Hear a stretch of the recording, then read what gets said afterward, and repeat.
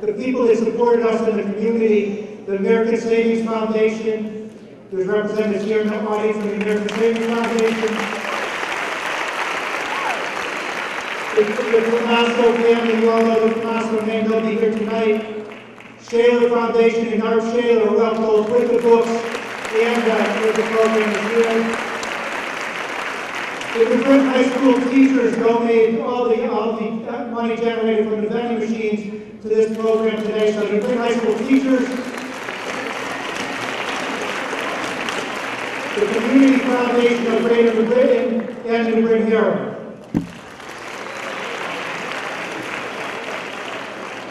With that, since waiting from early this September, the day has finally come, and it's my tremendous pleasure to welcome to New Britain High School Dr. Sampson Davis, Dr. George Jenkins, and Dr. Ramit Hunt.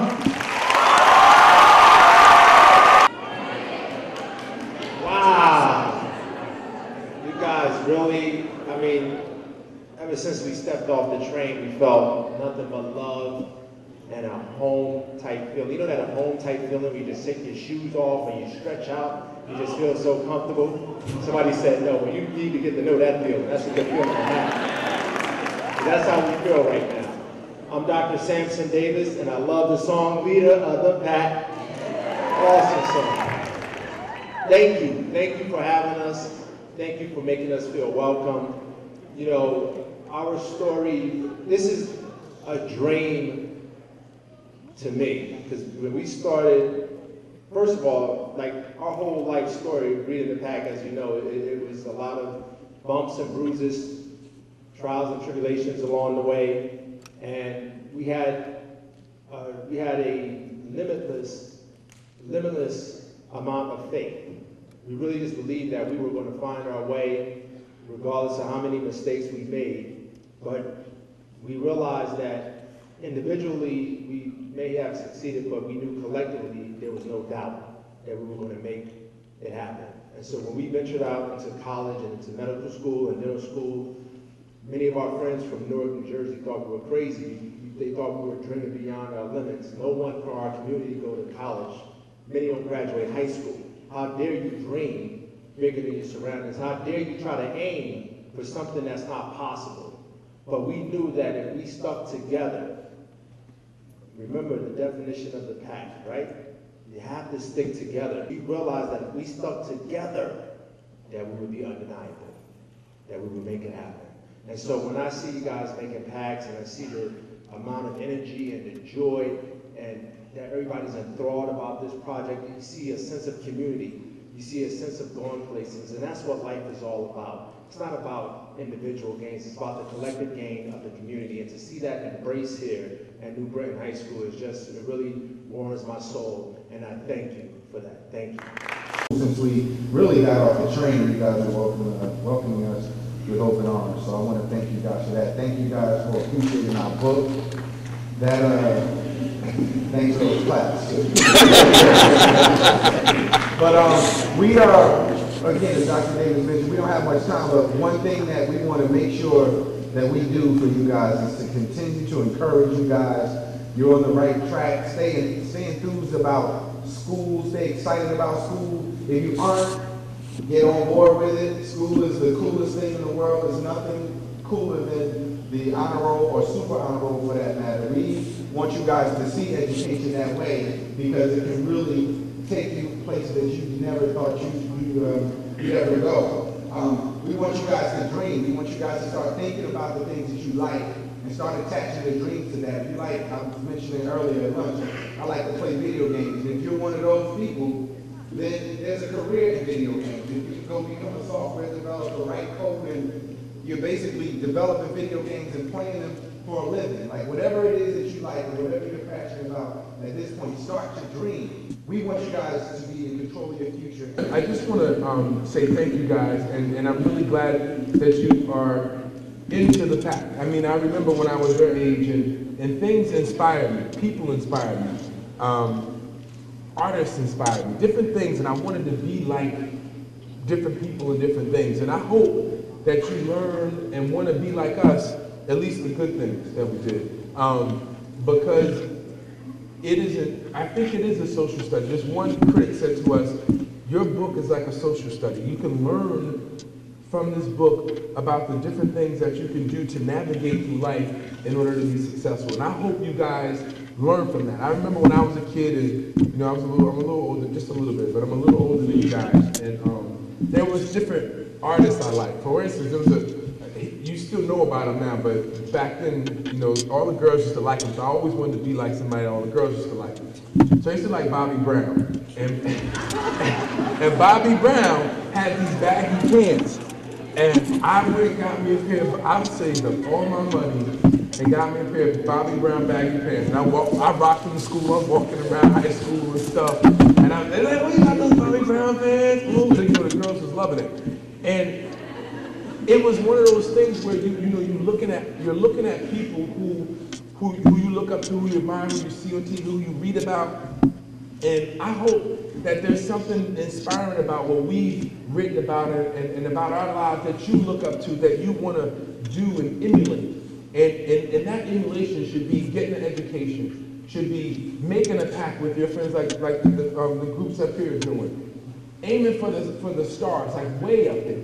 And I hope those are some of the things that you are inspired to do, because if we can do it, you guys can really do it. A student was asking me earlier, he's like, tell me about when you stole a sweatshirt from the store.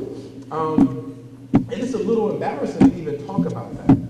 But the reason that we put a lot of things in this book, and as I said to the students earlier, is that we've made a lot of mistakes in our lives growing up.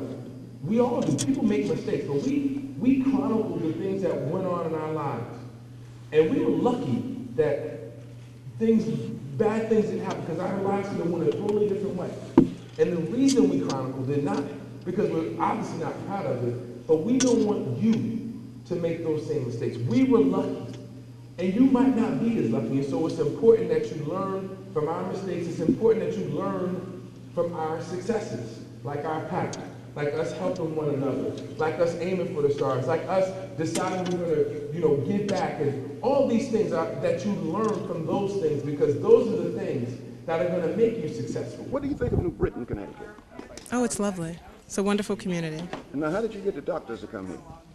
Actually, it's the opposite. You guys got the doctors to come here because your wonderful principal adopted the book and extended the invitation, and we accepted. What do you think of this, the doctors today here? I think it's great. I think it's great that they came. Our kids have been learning about them all year, but now they're not just characters in a book. They're real people to our kids, and our kids know that they're important enough that these famous people will come and see them and spend time with them.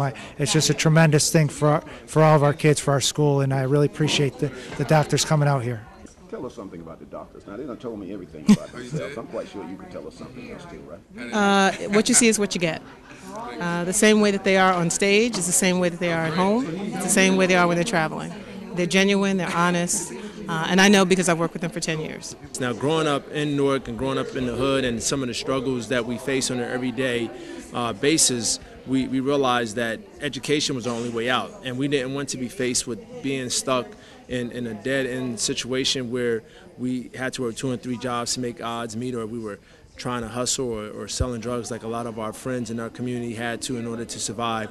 We didn't want that to be our reality. Education wasn't commonplace, but we had the fortitude and insight that if we did it together, that we can embark upon this career in becoming doctors. And then with the realization and the forethought that if once we succeeded and achieved this, that we would come back and help others in our community to reach the same heights. I think we started as just friends, and we wanted to make our way out of the hood, and we knew that the best way to do it was to do it together. We knew that people form gangs and do things. People are in fraternities and do things together, and we wanted to take our friendship and use it as a vehicle to help us, get our education and get out of the hood. But also, I think the most important is to give back and to share our stories so that more people can do the same thing.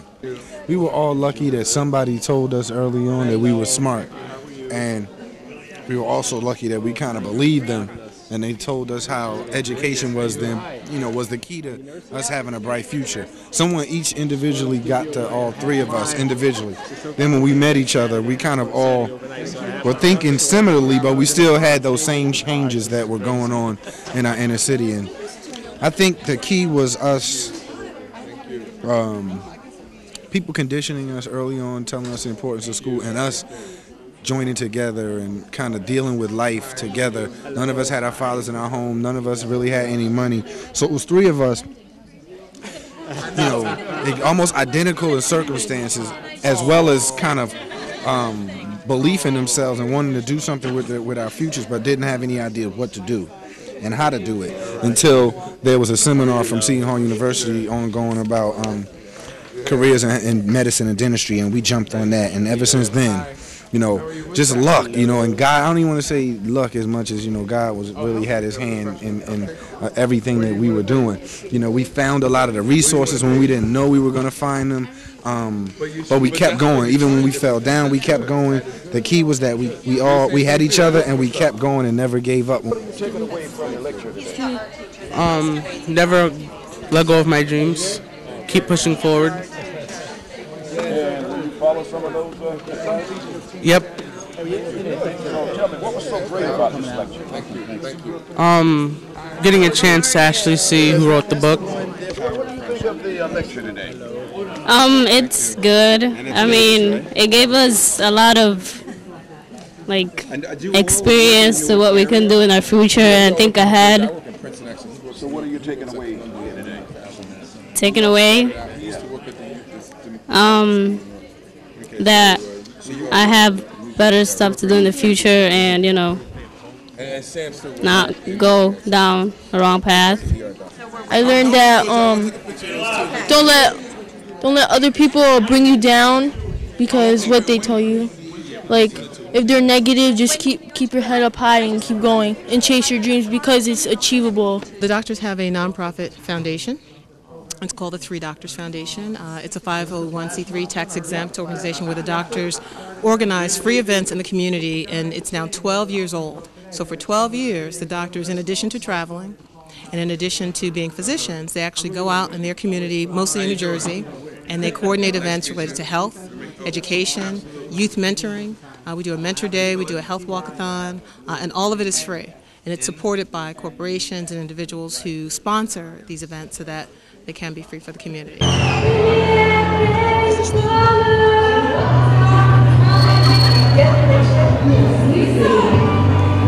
what you